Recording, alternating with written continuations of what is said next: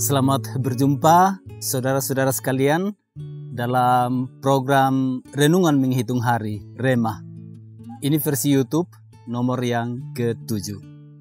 Kita sungguh bersyukur kepada Tuhan karena Dia selalu menimbulkan keinginan, bahkan kalau bisa kerinduan dalam hati kita untuk selalu siap mendengarkan firman Tuhan setiap saat untuk beroleh hati yang bijaksana.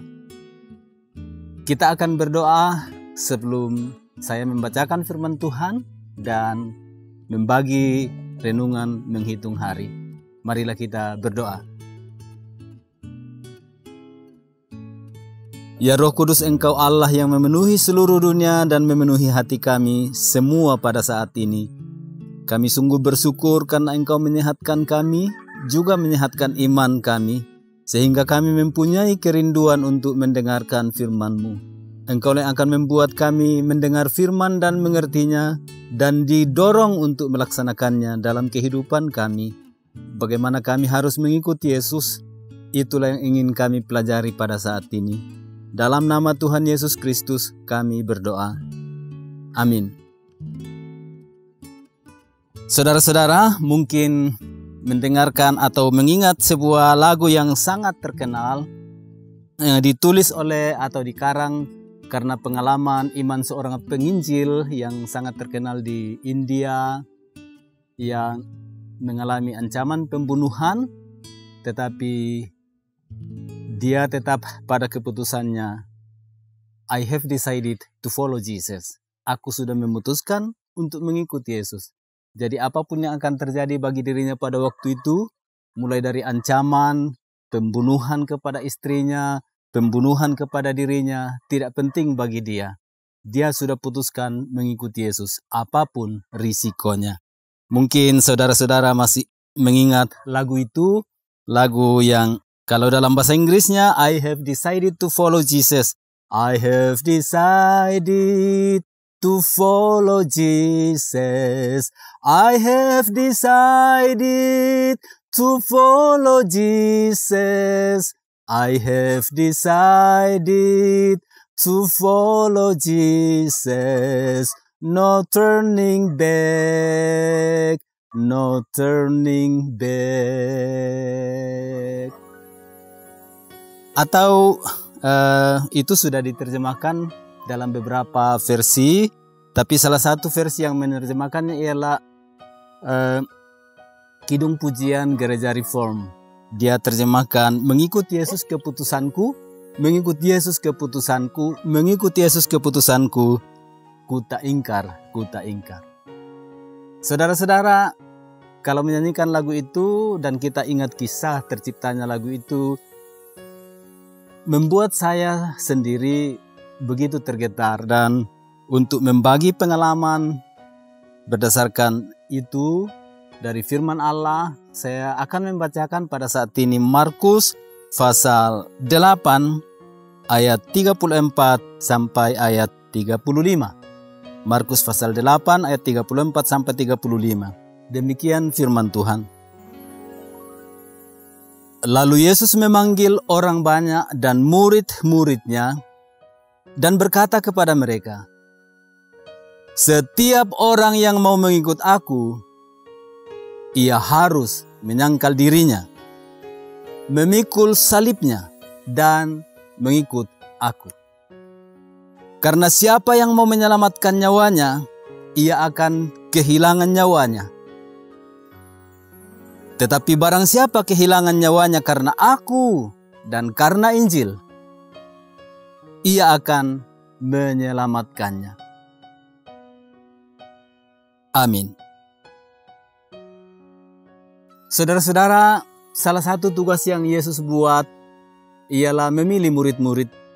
Tetapi sudah ada murid-murid, cukup banyak orang juga yang mau mengikut dia. Dan saya ingin mengatakan kepada saudara bahwa bacaan hari ini tentang barang siapa mau mengikuti Yesus harus menyangkal diri, memikul salib, dan mengikut dia.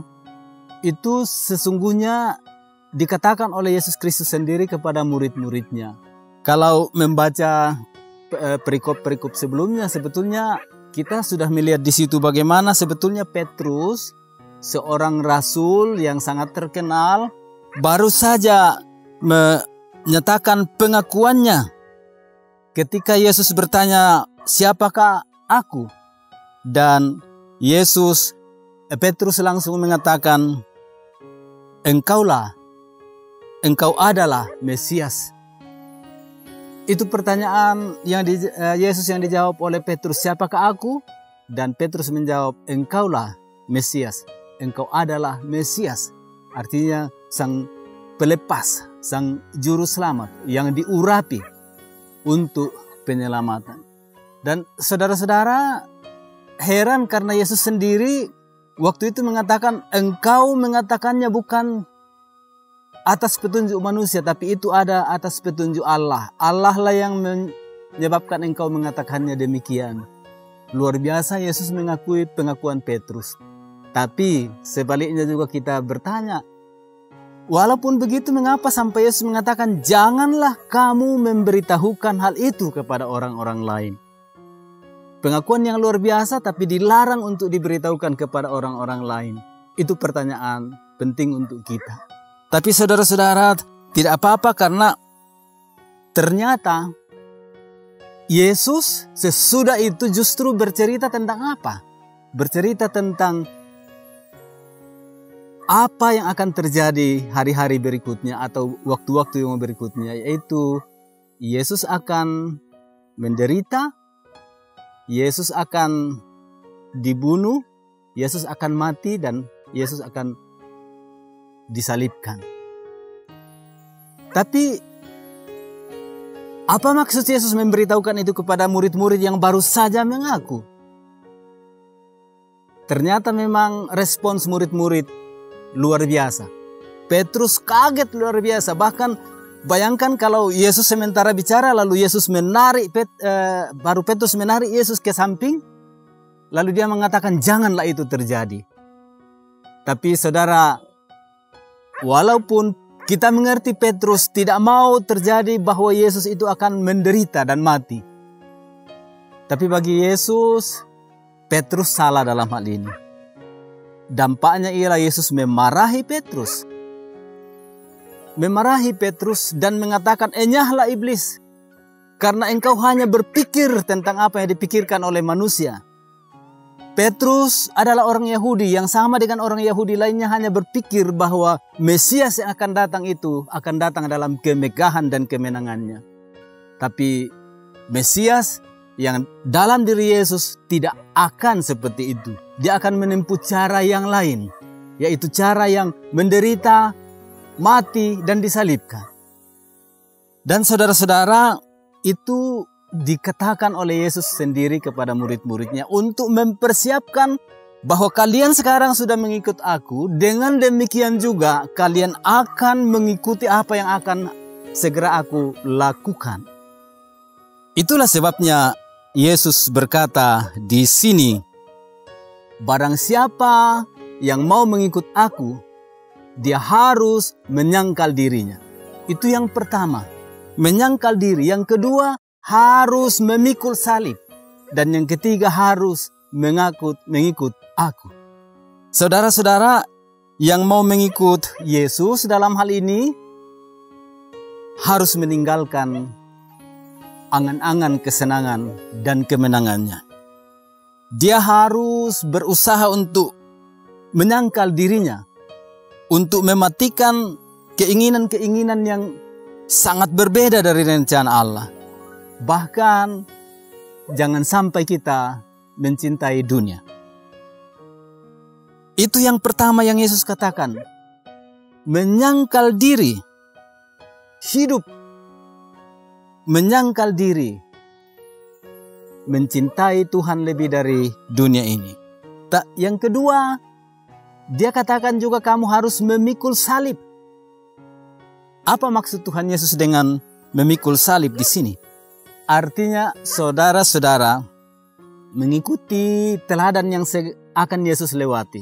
Jadi melalui penderitaan, melalui penolakan, bahkan mati.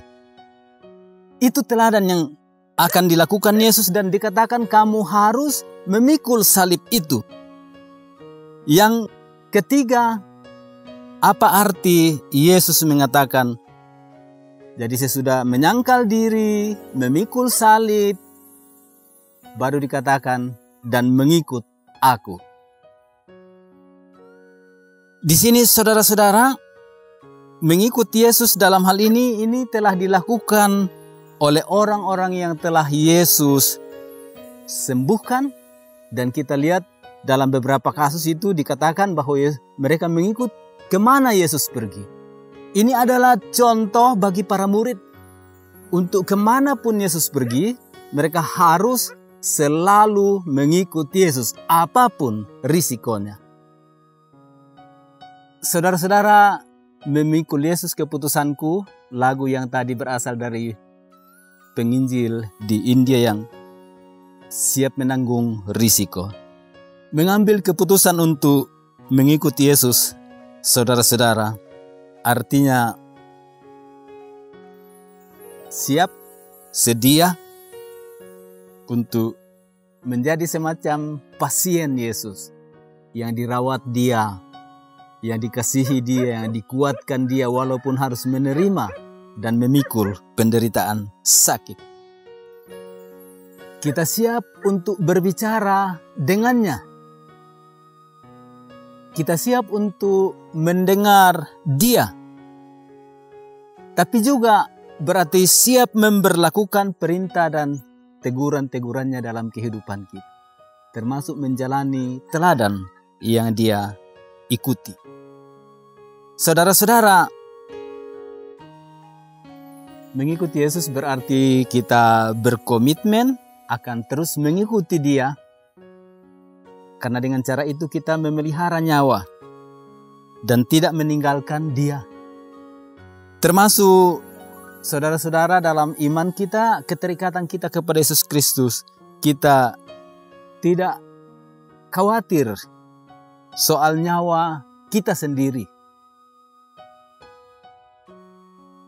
Karena justru nyawa terpelihara di dalam mengikuti Yesus. Nyawa kita justru terjaga dalam persekutuan dengan Yesus. Ingat itu, nyawa kita justru terpelihara dalam persekutuan dengan Yesus Kristus sendiri. Dan dengan ini saudara-saudara mau ditegaskan bahwa nyawa berada dalam otoritas Yesus. Tubuh jiwa kita berada dalam otoritas Yesus. Dia sang juru selamat kita, sang juru selamat dunia. Sehingga mengikut Dia sambil memikul salib, menyangkal diri, itu adalah sebuah komitmen yang jangan pernah disesali. Karena dengan itu nyawamu terpelihara. Nyawa saya terpelihara di dalam Yesus Kristus. Topik untuk renungan menghitung hari nomor 7 saat ini ialah yang mau mengikut aku, memikul salib, menyangkal diri, dan mengikut aku senantiasa. Selama mengikuti Yesus, jangan pernah menyesal. Nyawamu terpelihara di dalam Yesus. Amin. Marilah kita berdoa. Ya Roh Kudus, kuatkanlah kami semua orang yang sudah mengambil keputusan mengikuti Yesus. Apapun risikonya, kami akan terus setia berkomitmen mengikuti Yesus. Walaupun kami sakit, walaupun kami menderita, walaupun kami dihina, walaupun kami mengalami banyak tantangan, tetapi kuatkanlah kami ya Roh Kudus untuk tidak ingkar-ingkar lagi mengikuti Yesus. Karena di dalam Yesuslah nyawa kami terpelihara selama-lamanya. Amin. Saudara-saudara, demikianlah program Renungan Menghitung Hari Rema, ini nomor yang ke-7 yang di YouTube-kan. Selamat mendengarkan. Kita akan bertemu dalam program Rema Renungan Menghitung Hari nomor berikutnya. Tuhan menyertai kita sekalian.